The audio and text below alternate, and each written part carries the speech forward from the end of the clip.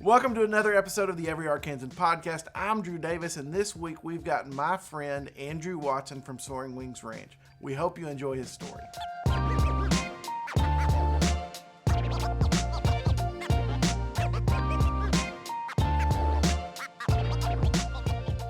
Andrew, thank you so much for being here. You and I have known each other for some time. I mean, What's it been, 5 or 6 years? At least. Been out to the ranch and visited you out there. And your story is one that really kind of inspires me. So let's just jump in. Where are you from?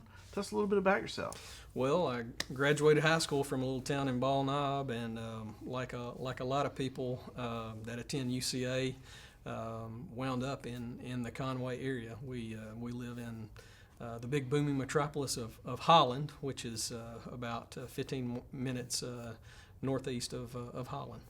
Married, kids? Yes, married to Marla, and I have a 14-year-old son, Ty, and a 12-year-old daughter, Julia. Your story is one where you guys kind of developed a passion for something, but you kind of realized you didn't have a clue what that meant. So Sure. Do you mind just sharing with us a little bit about those early days of Sure. how that hit you? Being a student at UCA really was it was a starting point for where we're at today in ministry. Going to UCA, I knew that I was supposed to be working with children. I felt like it was supposed to be in that realm of juvenile probation. And I got my undergrad in sociology because I felt like it was more of a practical degree to go into that line of ministry, that line of work. And so my senior year was really when things began to fall in place. I got an internship with a place called Community Service Incorporated. I tell people I worked in community service, I didn't have to work community service, but I was in charge of kids that were on electronic monitors. That was a lot of what I did during my internship. I became a case worker while I was there on a part-time basis. So my internship actually turned into a job for a period of time. And my senior year, I knew as I was working with that population that there was a huge need for children to get the opportunities that they needed and that they deserved, because I was dealing with a lot of families that were in crises. I was dealing with children that were acting out and getting into trouble, having trouble in school, having trouble with grades, as you can imagine, those kind of things. But it was through really no fault of their own. When you really broke it down and got to the core, it was the home life that they really needed. They needed that structure, they needed that love, they needed that accountability, but most of all, they needed Christ. And so, at that time during my senior year, I made the commitment to God that when the timing was right, I would start that children's home for him, even though I had no clue what a children's home would even look like, what it was like to do marketing, PR, raising funds, those kind of things. But I did make that commitment, and I'm so thankful that I did. Now, so you get out of school and you start going down that path. You actually left the state for a little bit. I did. While I was at UCA, I met Marla, and that's when, another piece of the puzzle came together. She allowed me to stick around, and we became really fond of one another, and she went on to get her master's degree in speech path at Euler, and then I know that God has a sense of humor, because I remember when I graduated at UCA, looking up at my family and her family as I got that diploma, and I said, thank God I'll never have to do this again. I made that comment. 3 months later, I was enrolled at Mid-America Baptist Theological Seminary to get my degree in Christian education, because I felt like that would be the next step in learning how to do ministry with children in particular. And so after that, I always like to tell people that even though I started a semester later than Marla, I was able to graduate a semester before her. And it was just grit, determination, and I didn't want to have to stay another semester there and her be out before me and us not be able to get married until after that. So didn't want to bring her to Memphis. And so I got on the fast track and really worked hard at it and took a lot of extra classes and graduated with my degree and in Christian education. And that's when things really began to take off for us. You talk about moving out of state. Well, I had moved out of state for a little while. Went to Memphis to go to school, but we really moved out of state shortly after we got married. And I go back to how God can use some of the simplest things to help the trajectory of your life and of your ministry. And I remember we were stuffing wedding invitations, and God used the Country Music Awards of all things to help in that process. And when we were watching the Country Music Awards, I was flipping through the channels and came up on it, and sure enough, there was a group named Alabama. I'm sure most of y'all are familiar with Alabama. I love their music, one of their biggest fans, and they were being recognized with the Minnie Pearl Humanitarian Award. And one of their favorite charities was a place called Big Oak Ranch in Gadsden, Alabama. And there was a little short video about that organization, and then they brought the kids up on stage. I think it's like 120 kids. It's just a huge amount of kids up there, and their director of development gave Alabama the award, and I was just in tears, and I was bawling, and Marla's like, "Are you all right?" And I said, "Yes, I'm fine, but that's exactly what we're going to be doing someday." And I had no clue just how true those words would be, because we had a short stint, and when I say short stint, it was 6 months doing student ministry. And it wasn't because we were not at a great church. It was just that I could not let go of the dream that God had given me. And he had his way that he wanted it done, which was the way, and then I had my way that I thought I was supposed to go as far as getting the church experience working with children, because I'd already had the secular experience. And so sitting in my office one day, I just went to the Alabama group, their website, and sure enough, Big Oak Ranch was still on their homepage, and I got information from that page. Literally wrote a Dear John letter to their executive director, John Kroll, and asked him about coming to talk to him about what it would take to start a children's home. And to my surprise, within 2 weeks, we had been invited, and we were there. And John began to talk with us about what it was like to start a children's home, and he really kicked my tires for a while. And I think he finally realized, when I told him, with all due respect, God called us to start a children's home, and that's what we're going to do. He realized that we were very serious about it, and he gave us the opportunity to come there and be relief house parents, to train to come back to Arkansas to start Soaring Wings. So Big Oak Ranch heavily invested in Soaring Wings here in Arkansas. We were there for a year and a half, and what was really neat was the children that we worked with. They knew exactly why we were there. They knew we were there to train, and so not only did we get the staff at Big Oak Ranch, the administration at Big Oak Ranch, their insight and their encouragement and input, we also got that input from the kids directly as we were working with them. They would say, "Hey, Pop Watson, whenever y'all start this children's home, I want you to think about this," and so they were a part of the process as well. So how in the world did you get back and get started? What's kind of the story behind that? The story behind getting back to Arkansas was a year and a half came about, and we just knew. Can't really tell you Why, other than in our heart of hearts, we knew it was time to come back and put legs upon the dream that God had given us. And we had $800 in an account to start Soaring Wings. And my wife was very excited about coming back. I was in the process, I was starting to look for a part-time job at least, maybe even a full-time job, because I knew, or I felt like that's what I needed to do. And she pulled me to the side and said, you know what, I think we need to withhold having a family for a period of time. The Lord has blessed with a salary that I'll be able to get, and we'll be fine. We can make it with just my salary. And she said, I want you to pursue this dream and go at it 100% every day.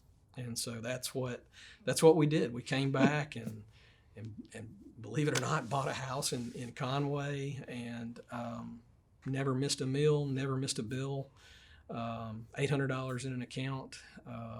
And that's when it really, really got interesting. It's when we got back to Conway, was because that's when reality sets in. It's like, okay, now what?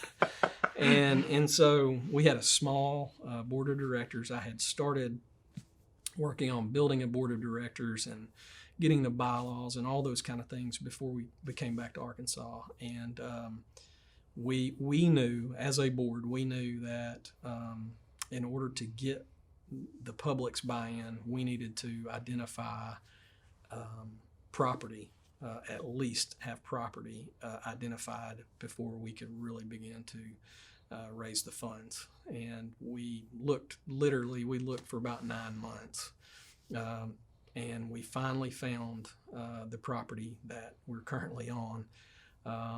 What was interesting was I drove by that property multiple times. I'd driven all over Faulkner County looking for land that was for sale, even looking at land that wasn't for sale, talking to people.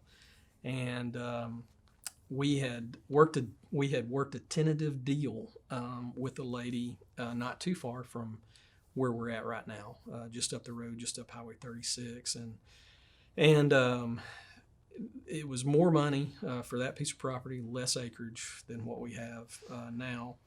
And I just remember the day that we were going to go sign the contract. It was a purchase agreement. It was a purchase agreement contract where we had, it was so many months. I think it was 6 months or so that we had to raise the money, and it was like $475,000. It was a lot of money. And we had a small group of people that put up $30,000, and she would in turn give us the time to buy the money, to buy the property. And that day, I remember I just didn't really have a peace about that. And as we were walking into the attorney's office to sign the contract, I prayed out loud. I said, God, if this is not what you want us to do, I pray that you'll slam the door. And he did. He slammed that door very quickly and very loudly. She said, I got caught up in your dream. And she said, I just am not sure that I want to do this. And that's when I just looked at her and I said, I'm not being sarcastic, but thank you very much. I said, you helped me to understand that we aren't supposed to do this. And she began to talk about, well, if we could get just a little bit more money down. And I said, no, ma'am. I said, that's not where we're supposed to be, not what we're supposed to do. And came back to my home/office and my kitchen table/desk and looked on that table, and it dawned on me that there was a piece of property that I've been driving by that was in a trust, and that it might be a possibility. And so I went to the courthouse. I got the records, contacted the family. It's 195 acres. Contacted the family, asked if I could, talk to them about it, and they said sure. We're not really wanting to sell, but if we did decide to sell, we would want to sell it to an organization like yours rather than to a developer. And so I said, can I at least go out there and look at it? And they said, absolutely. And so we went out there, Marla and I did, and we hopped the fence and spent a couple hours out there, and it was just beautiful. It was overgrown, but it was just beautiful. You could see the bones in it. And we stopped and we asked God to give that to us. Where the old pond used to be, now we have a lake in its place. But we told God, we said, we asked him for it, and we told him, we said, we'll be faithful to come back and thank you when you provide for us. And so we began the process of negotiating with the family about that. They were interested in selling, and we wound up getting 195 acres for $430,000. Much more buildable acreage. To me, it's a much better location than what we would have had there. And we had 18 months to raise the additional $400,000 that we would need. And that is when things got really, really interesting.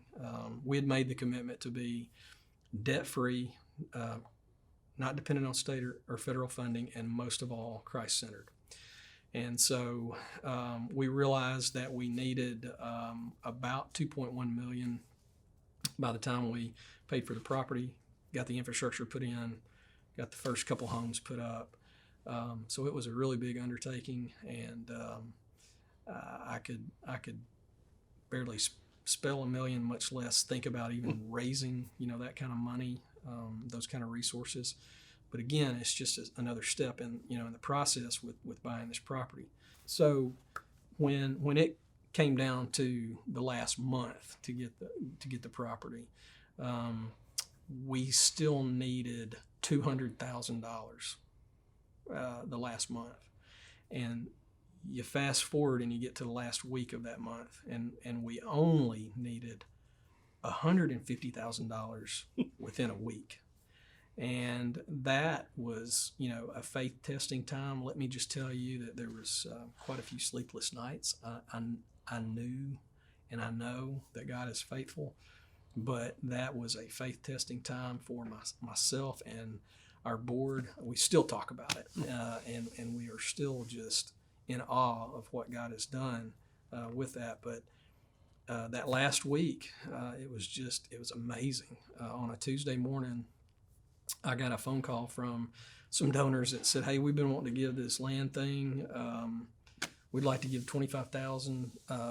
When would be a good time to do that?" And I said, "Today would be great. Do you want me to come and get it?" And so from Tuesday all the way to Friday, that amount went down from $150,000 to $15,760. I will never forget that sum.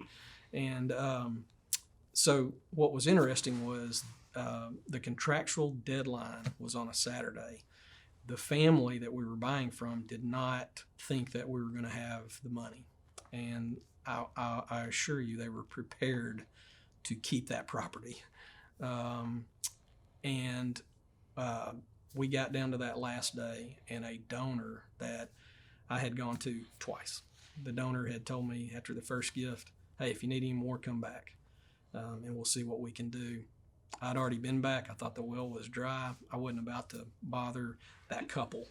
And so sure enough, Saturday morning, my wife and I, we had prayed that night, that Friday night. "Lord, we know we're really close, and we know you're going to do this some way, somehow. And we know we might have a little bit of extra time, but we're just asking you to just knock this out on time." Just what a testament that is to your faithfulness. And that morning, about 9 o'clock, I was sitting in my recliner, and this guy that had already given a couple times called, and he said, "Hey, been out of town on vacation in the Virgin Islands for a couple weeks, and just wanting to know, hey, did we get the property yet?" And I said, "Well, we don't have it yet, but we're really, really close, and I'm confident that God will provide it." He said, "Well, how much do we have left? How much do you need?"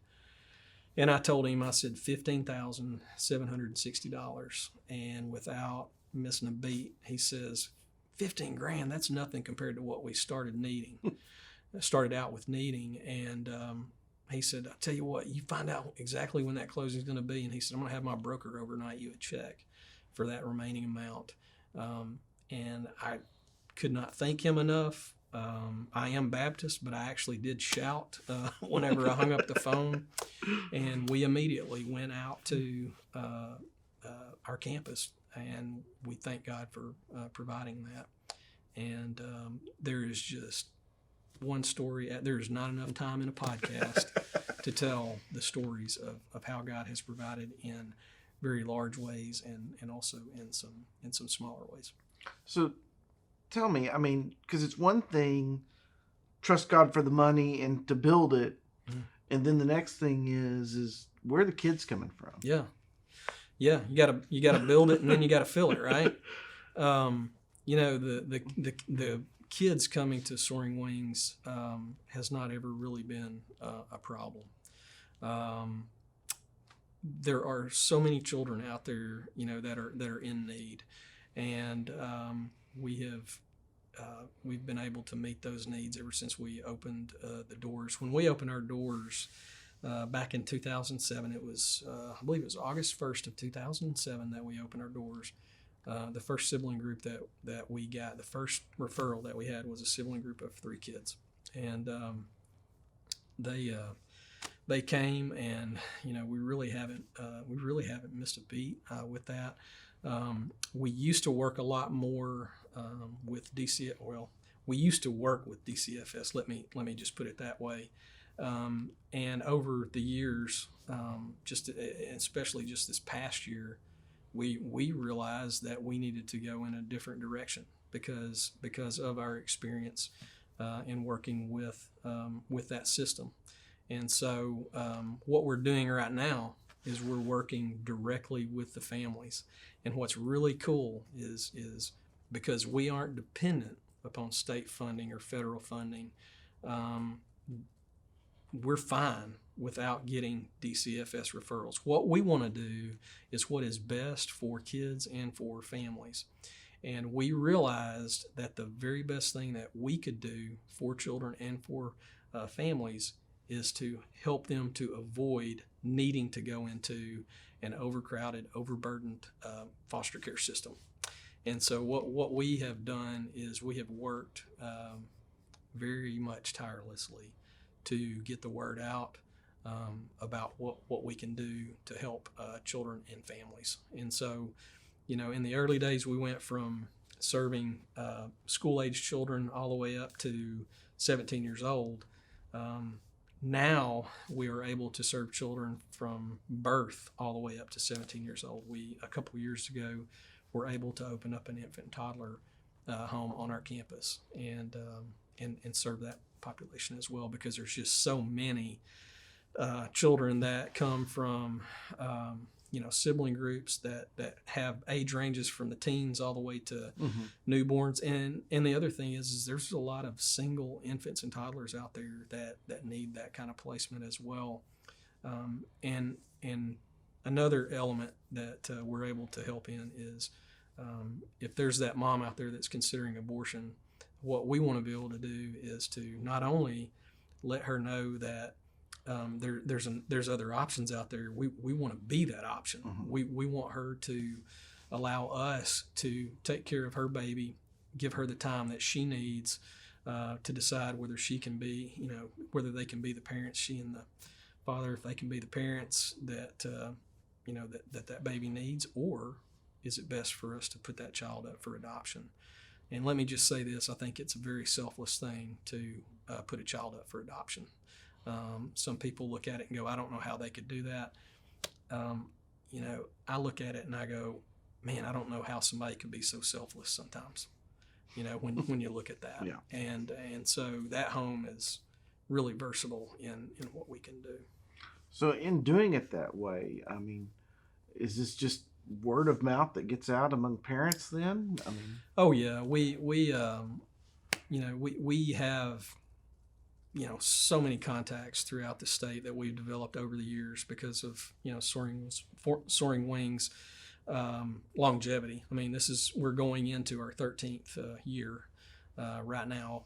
August 1st of this year was our 12th anniversary, and so we worked with so many different schools and law enforcement agencies and just pastors and church people, people that are in the front lines. And so we recently got a couple boys, they're brothers, and it was the referral was from their school that we had developed a relationship with, and they literally came to us with the clothes on their backs.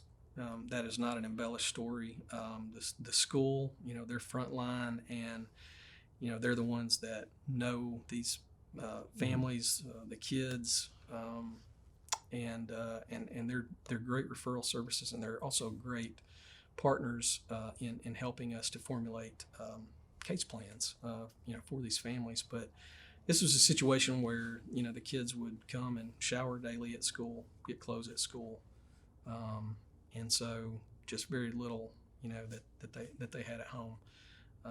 But we look forward to being able to help their dad, and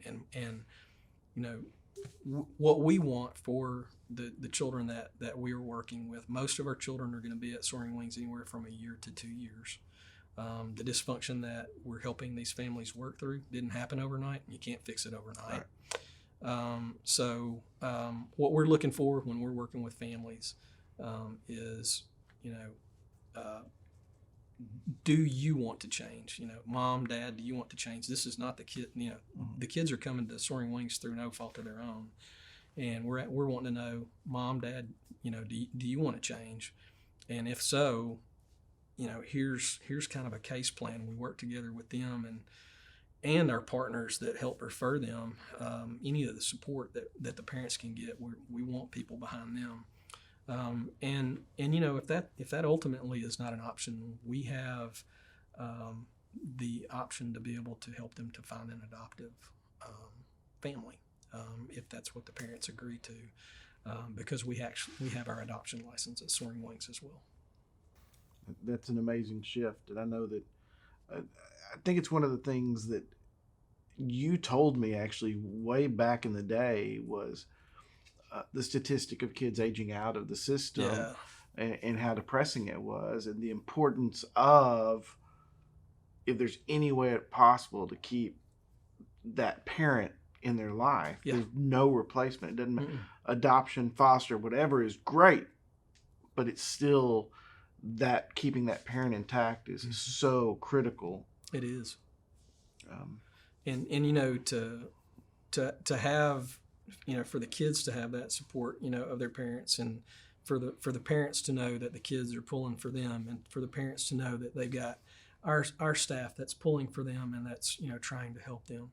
And I'm not gonna sit here and say that we're able to see every one of them be successes. I would love to say that, but the truth is sometimes the parents don't really they don't make it, and we do have to look at alternative placement where it may whether that may be, let's find another family member, or let's look for an adoptive family.